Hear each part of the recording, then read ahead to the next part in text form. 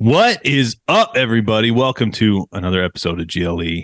Man, I got a good one for you today. We got an interview today. We're back doing interviews. It's been a while. We've been doing a lot of real truth. We got two show formats here at GLE. One, I like to share some real truth with you. So I do some solo episodes from time to time.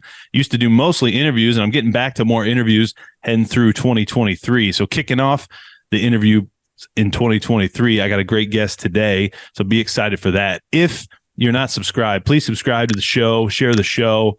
You know, this show only grows off of organic word of mouth growth. So really appreciate if you get value from GLE, go out, share the show so other people can get value too.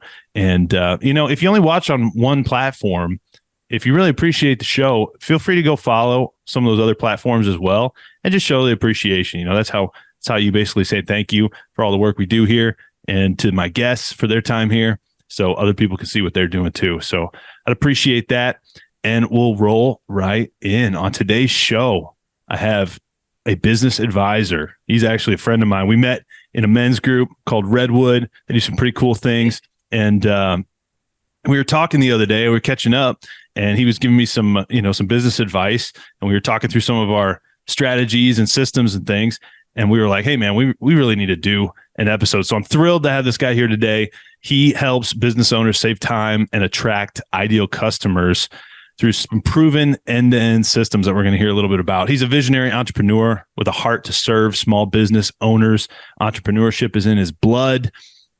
And he's began his career professionally selling with Fortune 500 companies. He's consistently a 1% club seller, seeing gaps in the market. He ventured into running a video marketing agency, which I'm excited to hear his early entrepreneurial days and some of the things that he learned through those years and lessons he learned. And now, he's using his business expertise to really help consult, speak, align software and digital marketing solutions to really successful founders, all sorts of different types today. So thrilled to have my buddy Donovan Yang on GLE today. Donovan, welcome to GLE. My man, Phil, thanks for that long introduction. I appreciate it. A lot of energy, man. I love it. Being here. It's been a while too. I used to be on a lot more podcasts, a little more active on my social. And I said, you know what? Did COVID make me a little shy like a turtle? Now I got to go out there and have some conversations again, right? Go out to the community, whether it be online, in person, and just really see how I can bring my expertise, right, to the marketplace. Because even being on this platform with you, which I appreciate on GLE, it's going to give me a voice to really talk about a lot of things that I've seen, especially with small business owners, right? How did business owners stay in business during COVID, and what happened to the ones that didn't, right? How did they pivot? I'm excited to talk about how personal development, all that good stuff. Nice. Well, great to have you, man. Hey, starting off, let's just go back in time and give us the 101 story of Donovan Yang. How did you become an entrepreneur? What drew you to where you are today? Man, I'll tell you this. I say in my bio, it's in my blood because it really starts that way, right? Being Hmong American, right? My family came from the Vietnam War. No opportunity, literally nothing, right? I heard stories of my grandparents going to war, fought their way here, right? Trying to figure out the American dream, literally. Didn't speak the language. They would do anything for their jobs, right? I remember my parents telling me they would clean, right? They do anything like that. They would do all these different odd jobs. And eventually they realized, you know what? I see opportunity here, right? I can continue working these odd jobs that we really don't feel happy about, but it gets our family going, right? And by the way, they're supporting like a family of 8 to 12 at this time in one household, right? So wow. It's crazy. So it goes from there and then all the way to them figure out, okay, well, how about this? Coming here, what's the number one thing that we saw a gap in? Getting a job opportunity and language. So they literally did that. They made a business for staffing and language. So it's so obvious. So going from that, past 20 years, a lot of my family business was Western Bilingual. It was simply translation and staffing agency. My mom basically transformed it, took over it, but she was able to work with a lot of high profile brands, nonprofits like Goodwill, even the Milwaukee Brewers, a lot of different brands like that, and just a lot of help. A lot of people like us who came from war torn countries or didn't know the language or foreign, whatever it is, and really just help them live the American dream. So that's how it started, man. That's how it all started. From there, I literally saw every day how hard my mom worked as a young man, even boy, like all the way since I was a kid, just really just late nights, right? Trying to, hey, we can't go to this place. Hey, we can't spend this much money, whatever it may be, because she was really heavily invested in the business, right? So I got to see all of that in the background. Eventually, when I was like, I would say like 16, 17, 18, she kind of got me a little more involved. She said, hey, I need somebody to like build me a website or take care of my digital marketing or do some sales. Right. So that's how I started really get my feet wet in that. It was really weird. She was just kind of like, just pick up the phone and tell them this is what we do. I mean, that's scary, man. I don't know about you, but some guys are just like born to do that. Right. But just selling candy, whatever it may be. But that was like my training ground to really touch, like just calling these high level HR professionals. Hey, can I take care of your no pitch at all? We do translation services and staffing. Can we help you? Like I didn't have nothing clean to say. It was just really just asked. And I just remember at a young age, right? They just didn't like rejection. And that was my first experience of like real sales. And I didn't like sales at first. Right. I'll tell you that up front, because it just, unless someone teaches the right way. Okay. Right. And then from there, did my own thing. I realized that, hey, going into college, I wanted to be, it's weird when you're Asian. I'll put this out there. This probably resonate with more Asian folks. If school is everything, right? And either you're a doctor or a lawyer or engineer, or you're disowned. No, I'm just kidding. But that's like the mindset. Yeah. Or you get straight A's and if you get a B, you're disowned, right? That does have some weight with older generation. So, and I always figure out like, yes, I'm going to be a doctor. And then I said, okay, doctor's not going to be right for me. I worked at a rural healthcare and I gave food to everybody. So I saw the lifestyle I lived. It wasn't for me. Pivoted to engineering. I did not want to do that. And then I realized, you know what? Let me just go out there in the marketplace and figure out what I want to do. Right. Mm-hmm. Everybody at a young age, especially the 18 to 21, everyone always asks that same question. What do you want to do when you grow up? Nobody knows. Right. You just got to figure it out by trying new things. Try it out. I was fortunate to work under a pharmacy company under the chief human resource officer. So I got to be his assistant. So I got exposure to the entire pharmaceutical company's brand. So everything from HR to sales to communications, marketing, like I got to see everything. And I was the guy writing notes. Right. So that really gave me insight. And the day right before I left, I realized it was for my negotiation for a salary. Right. Mm-hmm. So this is really, it started to trickle. It's the first time I ever negotiated for, my compensation. And the first 30 minutes, I was just kind of going around the bush. Like, hey, I was speaking with the CEO and he was like, oh, what you said you wanted to meet with me today? What's going on? Right. And I said, hey, I want to meet with you. I'm not happy with my job. That's basically what I said. Right. I was only 18, 19 at that time. Right. I was going through the conversation, just telling him, hey, assistants, it's okay. I've got to see a lot. I've grown a lot professionally, right? Being exposed to all of the executives, but I don't know. I'm not happy here. And then basically it came down to the last 5 minutes, I told him like, hey, actually I'm not happy because I'm getting paid like $8 an hour for, a assistant HR position. Right. So I realized then after that, I was like, you know what? After that conversation, I got like a $2 raise. Woohoo! Like, it's just nothing. but I realized then and there, like, hey, if I continue to work for somebody, I'm always going to be at the mercy of my KPIs, key performance indicators, my performance, how they feel about me, right? Whatever it may be. And I'm always going to have to work for my money for them. So I said, how about I just do what I'm really good at? I loved basketball at the time. I was able to actually, this is how I started the video company. I said, I like video a lot. Why don't I just record? So at that point, I started video recording. This is when I started my video marketing company at like 18, 19 years old. Yeah, I started recording for a trainer who trained me when I was in high school. He's like a professional trainer, trained guys in the G League, NBA, Euro League, all that, right? He was at that high level. Yeah. Yeah. And I started doing high school video shoots, right? So I would like literally work with some of the best high school players in the state, right? And then eventually, as time went on, we got to do some videos with like, ex NBA players like Steve Novak. Like I got to play basketball against him and his buddy, like at the MSOE. So it was just a really cool experience, right? Did you beat him? No, I played his friend, but I got a couple points. Oh, yeah. okay, cool. Yeah. But he was still like 6'5" and he played professionally. And so I was like, okay, that means I could compete with the pros. There you go.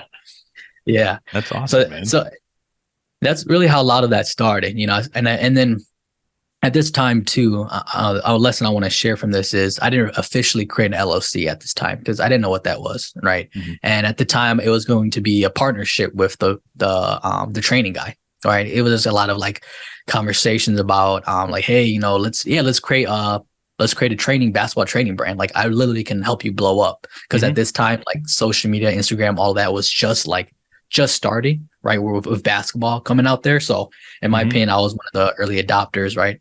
Mm-hmm. And it came down to basically like all these promises being made. I did a lot of free work, like everything was free, right? And when it came down to, he went through LegalZoom. He didn't even put me as 50-50 partner. He put him and his wife. And I was confused. And I was like, because at that time I had to navigate that conversation, right? He's a much older guy than me. I was like, hey, why is your wife on it and you and I'm not on there? And he's like, well, when I spoke with the lawyer, he said it'd make more sense if, you do your own thing and I do my own thing. So I then realized like, okay, well, your word is your bond, really. Right. And if you tell people, hey, like, I think we can actually be partners in this, but on paper, you say that I don't own anything. Right. Then, there's a conflict of interest. Mm-hmm. And of course, I had this conversation with my buddies. He was in business fraud. He was like, Donovan, what are you doing? Like, why are you even like still spending time with this guy? He's like a waste of your time because he basically just told you that he didn't value enough to be a partner. Right. So I learned the hard way. Right. After doing like hundreds of hours of videos and trainings and all that and not really getting paid at all because it's a startup. So that like made me very upset and I understood and try to work with them, do my own thing, and it ended up not working. But that basically made me think, okay, well, I keep working with these sports guys and this and that. But then I went to try like doing a lot of different like small business owners, right? Doing like restaurants, e-commerce, this and that. And then I realized influencers were my niche. Like real speakers, right, from big executive companies, right, world-class speakers, this and that. That became my niche. Got very tuned up in that world, right, doing all the videos for them and content heavy and creating like viral style videos and pages and stuff like that. And that's where I really fell in love. And that's where actually I got like a master class of personal growth through like a lot of high level teachers who had actually been there, done that. At the same time growing the business. And I realized from guys who were faith-based to guys who are just kind of like in their own mindset, right? Because everyone thinks differently, right? Sure. I saw the differences, got the growth pattern going.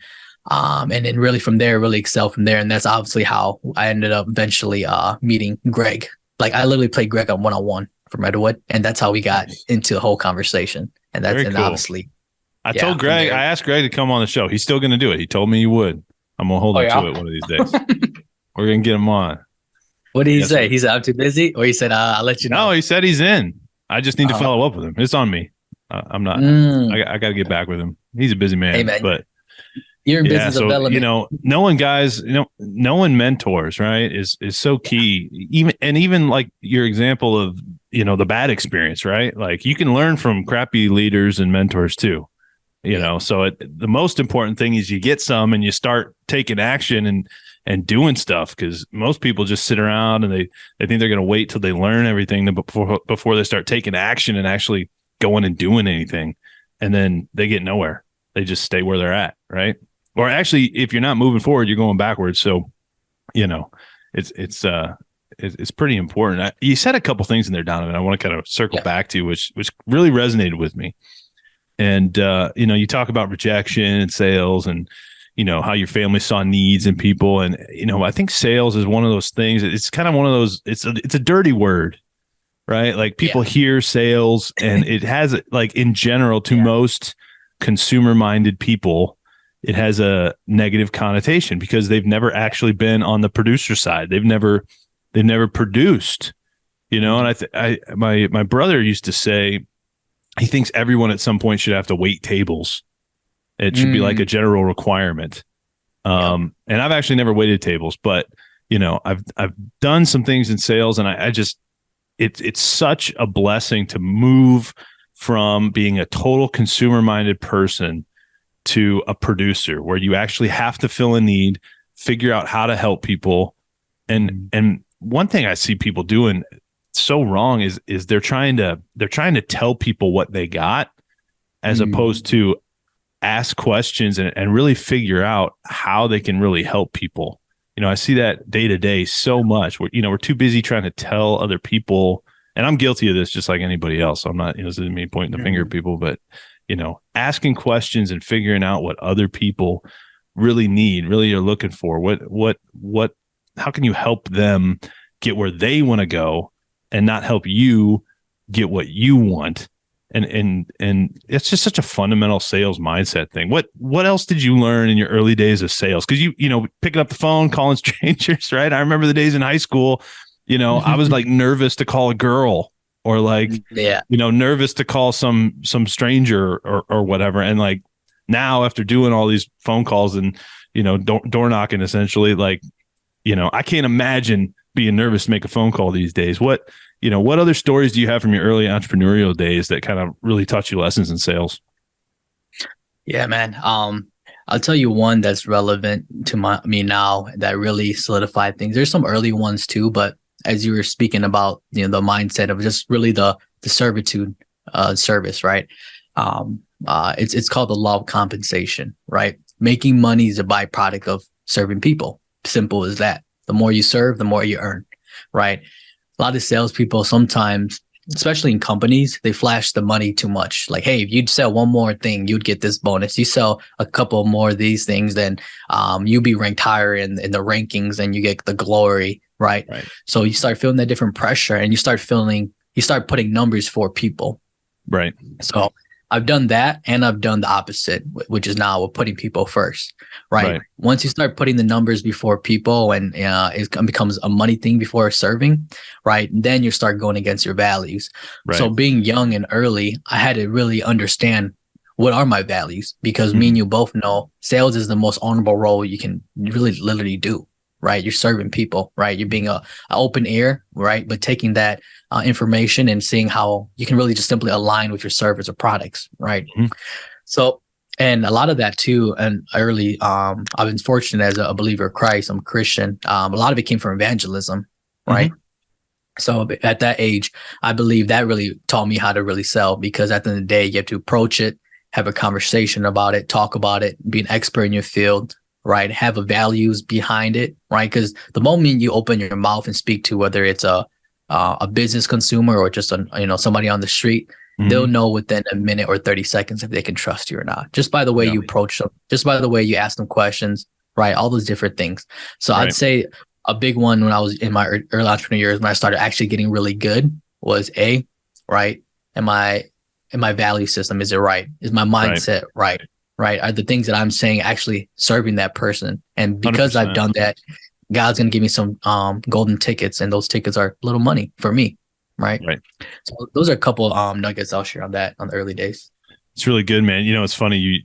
Just this week, I was looking at some of my social media content and some of the numbers, right? Like I always said, I'm not doing this for numbers. I'm not going to post stuff just because I think I'm going to get likes. I'm not going to be making some trendy TikTok video just to get traction. Like it's like an integrity thing. Like I get, you gotta get attention, but like to me, there's an authenticity. Like one thing I hate is like clickbait thumbnails on YouTube videos. That's one of my like hugest turnoffs is when I click on a video and the thumbnail and like the title says it's going to be one thing and then the video like isn't even about that at all.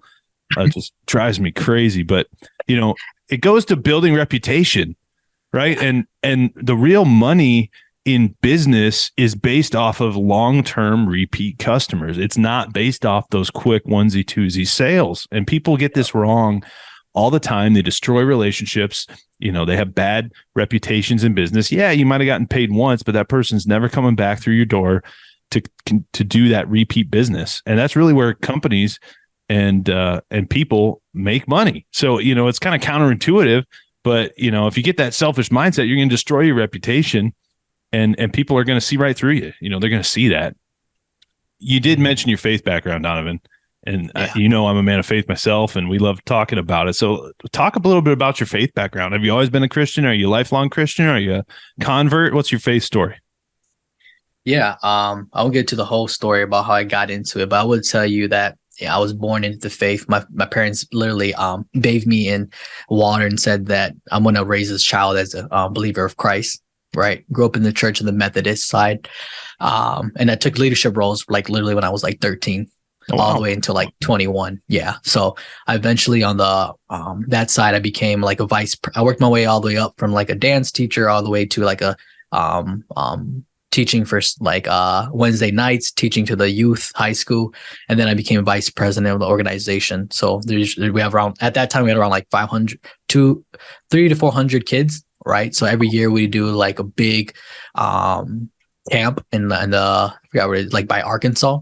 Right. And then I'll help organize that. And man, I've seen so much, seen everything though all those kids go through from all across America. So I got to be in front of a lot of that interaction. And that honestly bathed me into being a really like a believer. Like I've seen God like really transform myself from 13. That's when I legitimately committed, because at that time I actually wanted to attempted suicide. Right. Oh, wow. And and then when I was younger, I had this ninja sword, and I held it a couple of times, and because it was the first time I tried to do it, and I told God like, hey, like at that time when I was at my lowest point, I said, if this is all that life has for me, then what's the point of living, right? And then God, I don't know what it was, a feeling, the Holy Spirit.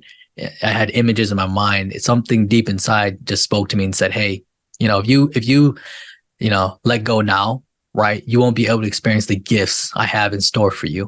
Mm-hmm. And I just felt like I just had like memories of, hey, if you stay here on earth, you can build a family, right? You can actually build a legacy. You will eventually have those relationships. Like you won't experience any of that, right? Mm-hmm. And then as I've grown throughout the years of my teens, when I was at that age, I actually got to experience everything that he was going to promise me, the good news. And that's when at that same day, I started getting more into the scripture, asking a lot of questions to my pastor, to a lot of people in the faith, the people I looked up to, and just built up, man. And I've always been dedicated to it, right? Been a strong disciple of Christ. And that's why in all that I do, I probably have like over 1,000 hours of like community service too. I spoke as well at Salvation Army. All right. Mm-hmm.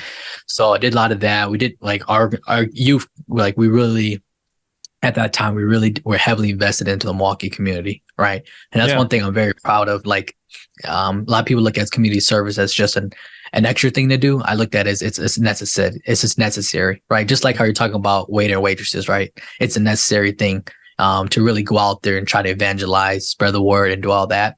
Sure. So yeah, I translate a lot of that to just my character, work, everything, man. How you do one thing is how you do everything, man. That's awesome. Awesome, man. Yeah. Well, it's a crazy story, right? And yours is probably more intense than most, as far as like the whole thoughts of suicide moment, that really kind of was that turning point. I think just about everybody, at least that I know I did. Maybe I'm misrepresenting this, but I'm a lifelong Christian too. I was baptized as an infant and have been in the church and a believer my whole life. And, there were times in my younger years, and, God forgive the sins of my youth, like David prayed, right? Like kids are going to do stupid stuff. And I was no different. Right. And then right. I had this moment in like my college days where I would actually wake up and go to church consistently all through college. And I was off on my own, and I would drive back to my home church. It was like an hour drive. I'd wake up early and go, and it'd be after a night of drinking. Half the time I'd probably still be buzzing in the morning. Yeah. There was even a day I threw up in the parking lot after church because I was still in such bad shape the next day. Right. Mm-hmm. But like it was those days, and it might've been that day. that I had this like wake up call of like, what, why am I not doing, I'm not living my life in accordance with what I'm confessing with my mouth. Right. And there was that disunity of like, I'm a hypocrite. I'm not authentic to what I say I believe. And that was kind of my turning point back in those days. And I had to really get serious with, and obviously you grow and change and learn, and you're never perfect and you still make mistakes even after that point. Right. So, but I feel like everybody kind of has a moment like that, or at least if they're really real with themselves and they really dig deep, they can think of a time where they had that internal dialogue, and they, I feel like, Jesus, when he saves us, he does all the work in my mind. Like, we can't do anything for God. We want to, because if you have faith and you believe what he says, then you're going to want to do good works. Like faith without works is dead, like James says. But those works aren't going to get me anywhere with God per se. And I don't really even know what my good works are. All I know is that I can go about and do my daily life as I go, share the gospel with people, whether it's the person at the coffee shop or whether I'm doing community service. But like, I don't even know what the good works are, but God knows. Right. And I'll find out one day, but it's those works done in faith that I think are the real good works. What do you think about that? No, it's interesting you mentioned that, and it's a byproduct, right? It's not because the God, I want to prove something. Like you said, when you're truly saved, you can't do anything, right? That's the whole point of why Jesus died on the cross for us, right? 100%. And because of that, the Holy Spirit that is inside of you, it's just a byproduct, meaning, hey, if I see somebody that I like, you ever had that experience where you see somebody and you think you just have the nudge, like, I should probably introduce myself to that person, or maybe I should just say something nice to them the day. You look good. Or, for example, when I went, we all go grocery shopping, right? And I don't know why, but I've been pretty generous tipping people lately. Yeah. So when I went to grocery shopping, right, really quick, had to buy some stuff, things of that nature. I saw a bagger, right? Sometimes they look happy, sometimes they don't. This particular young lady didn't look to the happiest, and we got things done. But I felt in my heart that, hey, you know what? I want to bless somebody today, right? Because God's blessed me so much this year, right? Financially, spiritually, everything. Like I can't, I'm so grateful. So, and I'm grateful for her just even being there to help me pack my bags. So at the end of it, I said, "You guys take tips, right?" She's like, "Oh yeah." Like she looked at me like I was crazy because I don't think they get tips. Gave her a tip, right? And she was like, her face was in shock, and I was like, "You know what? Hey, God bless you. Have a good one." That's it. Yeah. And just walked off. And cool. And I say such a little thing like that because it has monumental impact, right? Maybe she had like a really bad day, or maybe some things personally were going on in her life, but by just giving her, a gift like that, in that time it was money, but as well including that it was like, God bless you. And now she's like, okay, now she's correlating in her mind, like, hey, like, dang, God hooked me up today, right? He's looking after me, like, wow, right? And a lot of people don't realize, like, you don't always have to do like crazy monumental things, like be the number one podcast speaker in the world, or, be on stage or write a book. Like it's literally our daily activities, how you treat others. Right. It's so simple. What do you think keeps people from doing what you just described? What's the number one thing that prevents people when they feel that Holy Spirit prompt, or what, the Spirit prompts them to do something and they're like, oh, maybe I won't do it. What keeps them from doing that? It's their heart, bro. The scripture says, hey, look into your heart and the elsewhere will pour, right? They look into, hey, you know what? It's kind of tough this month. I had a lot of bills. Can I actually give a little bit? Oh man, I got to go fast. I'm late for a meeting, or I'm not happy right now, right? There're just too many things in the heart emotionally. And instead of just saying, you know what? I live by the word, right? Mm-hmm. Golden rule: serve others however you want to be served and treated, and just spreading that love factor, and it just really that Holy Spirit, when it convicts you, when it just it's that light bulb that lits. You just said, you know what? I'm just gonna do it, right? Regardless, even if I feel that way, I'm gonna do it anyways. Right. And just put the foot down and go forward. So I think a lot of it is overthinking, looking too much inward on the heart versus just really honestly doing it by faith. So I that's think how you're I'm looking right. at I take it one step further, and I think, and this is just my experience again. it. Mhm. I know in the past, it's like, okay, I'm at the grocery store or Mhm. wherever. I want to do something nice for somebody. Yeah. Honestly, like, what are the people behind me in line going to think? Like, I'm going to look weird, or people Right. like that. Like, I think a lot of Okay. people, at least I know this has been the case for me in the past, and sometimes even today, you have this, I'm gonna stand out. I'm gonna look different. This is gonna be awkward, maybe, right? Mhm. They're gonna think I'm a weirdo, or Mhm. I don't know. Like, have Yeah. you ever experienced that feeling? Oh yeah, yeah. You're gonna like no matter what where you are, you're gonna be a weirdo unless you're like at the church or something, right? Where it's Right, like a little more accepted. But right, that's we all know that, right? We all know Scripture says that if you believe in me, the world's gonna hate you. They're right, gonna look at you weird. They're gonna look at and then and sometimes people even question me, right? But hey, at the end of the day, it's not even always just doing something nice for people. I literally do it for God. right, It's for God, right. right? I love And it, man. that's it.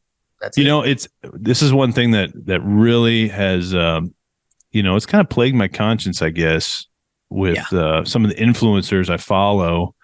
And Yeah. I get a ton from them, and I'm thankful for them, and I give them shout outs, and I still listen to them and all that. But I think there's this mindset of I can only say certain things, but I can't say the whole truth about what I really believe, because I'm not going to offend people. But what you just said, the world will not like us, right? The world does not like the truth of what Jesus Christ came and did for us. Yeah. It is going to war against it. Onward, Christian soldiers. We put on the armor of God, right, and go forth, and that armor is there for a reason, because we're at war with worldly mindset, and I see a lot of mixing of like, oh, whatever your faith is in, you got to have faith, but it doesn't really matter what it's in. Real truth is what GLE is about. It matters what your faith is in. That's the whole point. If the object of your faith is the wrong thing, then you're believing false. You're believing lies. Your whole foundation is off. And it's one of the challenges where you want to you want to grow the kingdom of God. You want to share the gospel with people, and then there's the challenge of that the world doesn't like the kingdom of God and doesn't want it to grow. So I can do things because I want to get a bunch of likes and get a bunch of followers, or I can actually say what's true and what's really going to help people, and there's multiple ways to help people. But how do you think about that topic when you go about advising business owners, or just in your personal life? Have you ever given that a lot of thought? I'm bold, brother. You have to be. Anyone you look up to in the faith, they're very bold about it. Sometimes even guys like I might let my mix like their what's the word for it? Their personal views with like their faith views. And I get that there's gonna be different opinions, but you really can't change the word, right? You gotta be bold in your faith. So and I look at it this way. When I have a lot of friends who are pastors, right? The ones that actually go out in like countries that get persecuted, like China, for like example. missionary pastors. Yeah, like real, like even my grandpa went to Thailand for like the last 3 years, and he's a pastor. He does doctorate and all that, and they've seen it firsthand. Like you literally get killed for that. Like when I see those people, like literally, like their family can be killed, and they live in the faith, and they're willing to talk about the word, even though they're faced with all that adversity. Like that's bold faith to me. Like that's like the true test. And I look at America as we've gotten soft. Like we became soft Christians. Like and it's hard to even say some of our Christians. I feel like some are just confused, right? And when you talk about it's about the faith and actually like who it is. Like that matters a lot. Like you can't. Right. I have faith, but do you have faith in money? Do you have faith in like the wrong God? Because I'm going to tell you up front, even if you are different, you believe in something different, right? Like let's say for religious reason you're Islamic, I'll still tell them like, hey, I respect you, I love you, but I still think my God is God of gods, right? And I still think my God is way, truth, and life, and here's why. And they might share with me what they have. And that's okay. That's okay. Yeah. Right. But at the end of the day, I'm not going to like lower my boldness, lower my standards. I'm going to show love and respect, but I'm not going to, be disrespectful about it. Right. And when I live as a business advisor, like it shows. Like I literally tell people like, hey, part of my introduction is I'm not your average business advisor, right? I'm big into faith, and I believe in a lot of service. Like that's my first thing I do, right? I really tell them like they can feel it. I speak about it, and if they're okay with it, cool. If they're not, I'm like, hey, that's fine, right? At the end of the day, I have a skill set to serve you, but this is my identity. And I realized too in my company, because we became public in 2020, surprisingly, majority of my leaders are like Christians, like believers in Christ, which I was very thankful for, right? But when they went public, like now we have to be more careful with those different things, right? Sure. And when just like for your work, right, we got to be careful on what we say. And now it gets to a point where like, oh, well, I don't want to look weird in front of people in public, but what happens when it comes to like my job? Like what happens to it comes with like, people I've met for the first time, like whatever the situation may be that makes you uncomfortable, right? I say, you know what? I'm going to live bold in my faith, and I know God's going to provide. That's it. And I've been tested and I fell on face flat, but that's why I feel like, God gave me so much favor because I have that much boldness in him. 100%, man. Two of the GLE core values, truth and love. And it's just so important that, it actually is loving to tell people the truth. Because if Jesus says, I'm the way, the truth, and the life, no one comes to the Father but by me, then if I don't share that with somebody, then that's not love. Yeah. Right. And it's not exactly like you said, man. We love people, especially our enemies. Love your enemies. That's not easy to do. It's easy to love people that love you. It's not easy to love people that don't. But we should, and we do. So, I did want to just say one more thing. If you're listening out in GLE land, go follow Donovan.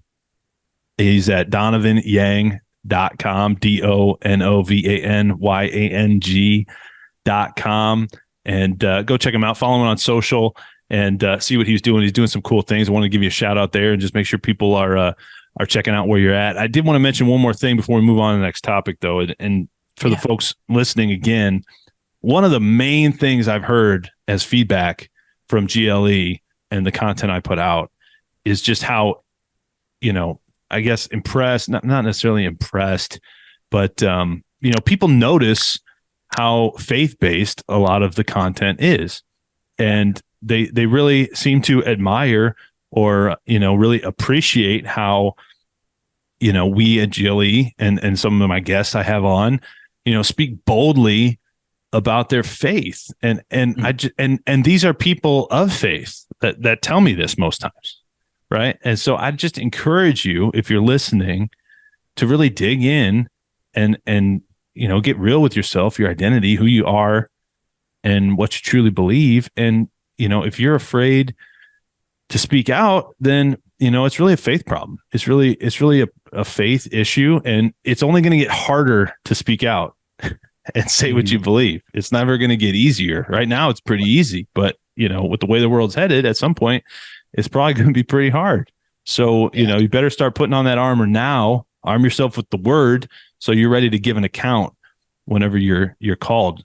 Give an account of the hope that's in you when the time comes. So, did want to share that with the GLE audience, and I want to talk a little bit. We're running up here on just a few minutes left in this show. I want to make sure we hit on some real business tips, Donovan. I know you help a lot of entrepreneurs and business owners and get their systems in order. What are some of the strategies you're implementing as you're heading into 2023 to, get your consistency, get your discipline, get your systems in order that others can maybe benefit from and start implementing in their lives?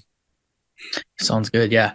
I'll give a little more context too. So anyone who's listening, right? So I help a lot of small business owners. That is my niche. I had over $1 million in software, marketing, print, ads, digital. I do all of that in the southeastern Milwaukee, Wisconsin. And work with a ton of people, contractors, anything from garage door, paint, pressure washing, even dentists, whatever it is. And going into 2023, right, with a lot of these guys, even though there are different verticals, different industries that I do work with, it always comes down to when I look at one thing, right? I'm a systems specialist.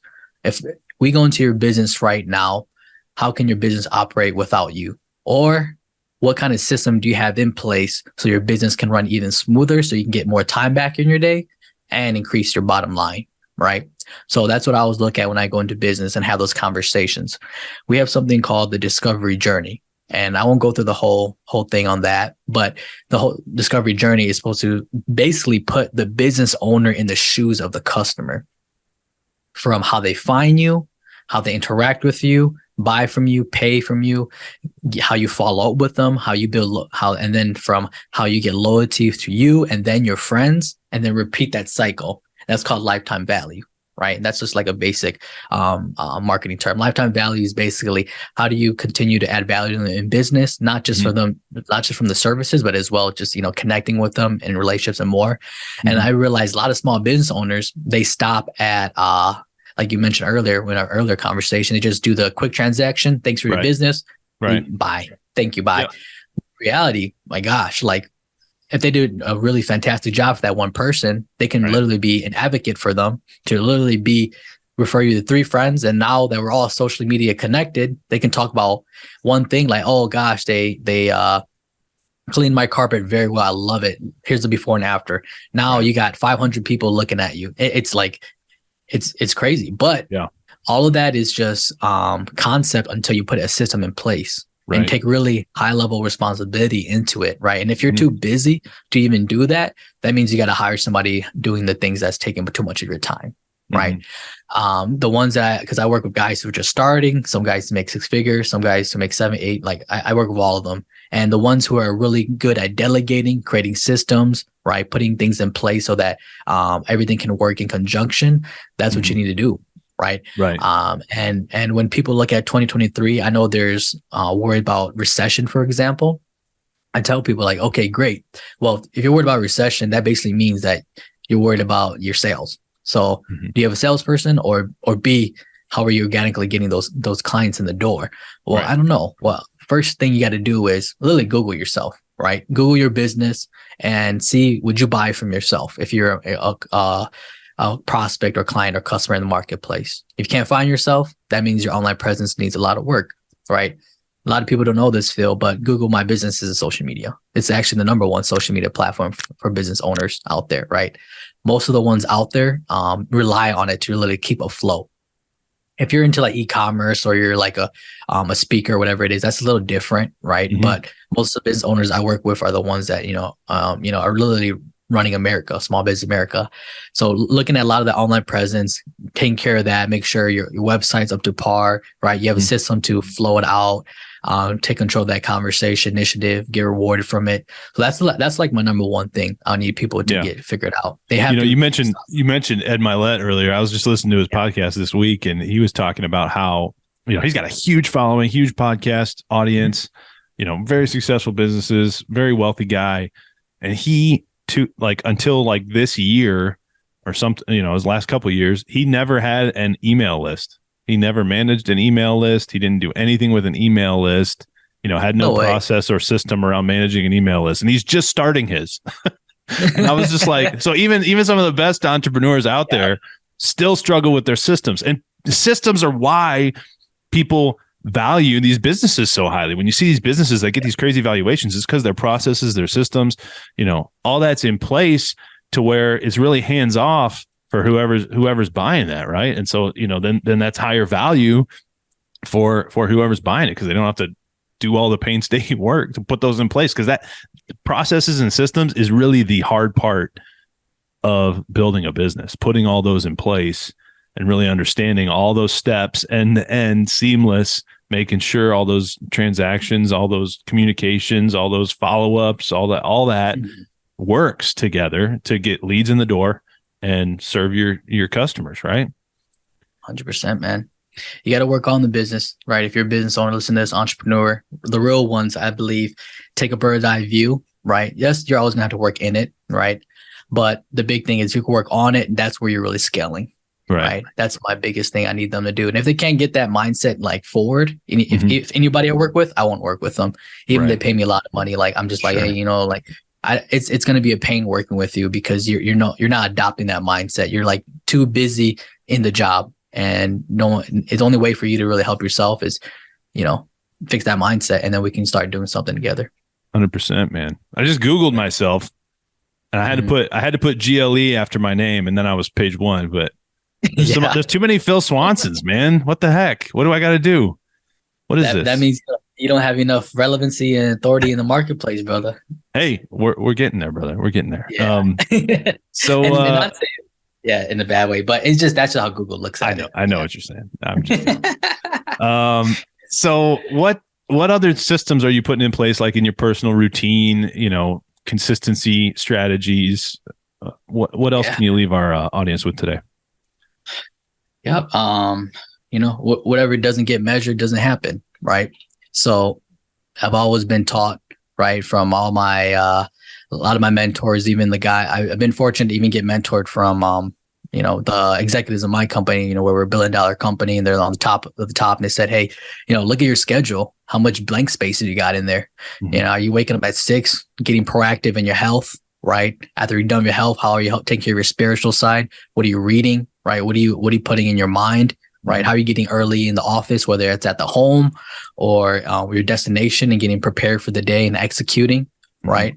How much like work are you putting into those different pillars of your life, right? Because if you're just literally waking up to just go get coffee and then go to work at 9 and then come back, like you literally just missed out a lot of high level production you could have done beforehand to really personally take care of yourself, like self-care, literally. I was told from a lot of people, like, hey, the harder you work outside of work, the easier work would be. So stuff like that, just really get discipline your schedule, build that up, right? Even put in things from health, your spiritual, family time, literally like put in like, hey, I'm gonna spend 2 hours this after work to hang out with them, right? Like that's what we do strictly. And even to Saturdays, like Fridays is date night for me and my wife, right? So we literally would do something new. She likes eating, drinking, all new different places. So that's another thing I really have been adopting since last year, right? And it's dramatically changed my life. And sometimes you have to look at this, Phil, like, what do I have to sacrifice? So for me, like, I love video games. So I like literally stopped playing like all my video games last year so that I could take my income and all the pillars of my life to the next level. Right.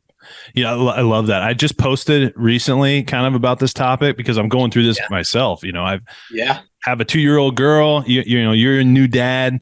And we talked a little bit about that the other day, having a spouse and having kids, especially, can really, really show you how inconsistent your routine is. And if you had a consistent routine, it can severely mess up your routine. So, I've really had to do a gut check and figure out, okay, Phil, if you really want to do these things you say you want to do, what do you need to do to make this happen? And I posted this the other day, you need to do what it takes to get to the point where some of those things that don't serve you anymore, you don't even want them.